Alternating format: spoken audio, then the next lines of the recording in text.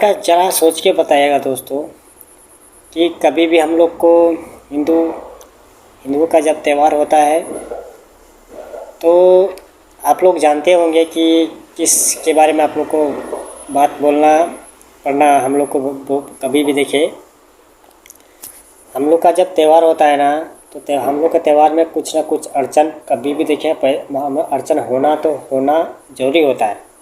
मतलब कुछ बात अगर हम लोग भी अपना खुद के लिए अड़चन हम लोग भी पैदा करते हैं या कुछ दूसरे समुदाय के लोग भी हम लोग को अड़चन पैदा करने के लिए आगे मतलब माहिर रहते हैं। मतलब कुछ ना कुछ हम लोग के त्योहारों में वो अगर हम लोग मंदिर भी बना रहे हैं या हम लोग कुछ भक्ति का कार्य भी कर रहे हैं या यज्ञ भी कर रहे हैं, अगर बगल में अगर कुछ दूसरे समुदाय के लोग रहेंगे तो उनको जलन पैदा होता है या फिर हम लोग से उन लोग को ज़्यादा ही कुछ क्या बोलते हैं कुछ ज़्यादा ही लड़ाई करने के लिए मतलब मनसा में रहते हैं। तो ऐसे जो कारनामे होते हैं, इस तरह के जो कर्तव्य होते हैं तो कुछ दूसरे समुदाय के लोग की जो वजह से होते हैं। ऐसा इसलिए कि क्योंकि आप लोग को पता होगा कि हमारे अभी फ़िलहाल रामनवमी का दिन चल रहा है। आपको मैं 2 जगह की घटना बताता हूँ, एक जगह की घटना नहीं। एक तो मैं खुद अपना झारखंड की बात बताता हूँ और एक हमारे बंगाल की बात करता जब बंगाल की बात बताता हूँ। बंगाल में भी बहुत बड़ी हिंसा का एक तरह सा बहुत बड़े क्या बोले बहुत बड़ी मतलब क्या बोलते हैं उस तरह तबाही मचने जैसा मतलब हालत हो गया।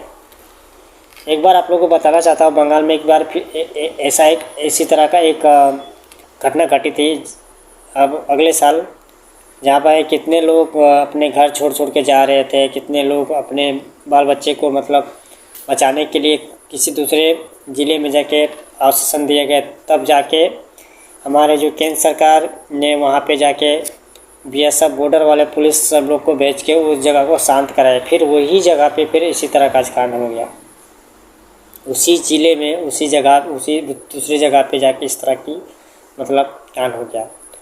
मतलब बहुत बड़ी मतलब आतिशबाजी वो समझ सकते मतलब कि हमारे जब हिंदू परिवारों के भी हिंदू लोगों के जब त्यौहार होता है तो हमारे दूसरे लोग के लोग समुदाय के लोग जो मुस्लिम समुदाय लोग के लोग हमारे त्योहारों पर अड़चन पैदा करने के लिए हरदम आगे रहते हैं। कुछ ना कुछ मतलब क्या ही बोले कि कुछ ना कुछ मतलब कांड करने के लिए या कुछ अपराध करने के लिए मतलब इस तरह की स्थिति बना ही देते हैं। बंगाल की बात करते हैं। बंगाल मुर्शिदाबाद जो एक ज़िला है बंगाल की, जो हमारे झारखंड के साहिबगंज से कम होंगे 250 किलोमीटर 200 किलोमीटर के अंतर्गत आता है, जहाँ पे मालदा साइड पे वो ज़िला आता है मुर्शिदाबाद। और रघुनाथपुर गांव इसी तरह का गांव है जहाँ पर मार्केटों में पूरे मार्केट को मतलब दहशत की खून भरी मतलब पूरी तरह बस को जलाया गया और फिर बसों को ज़्यादा दुकानों को तोड़ा गया।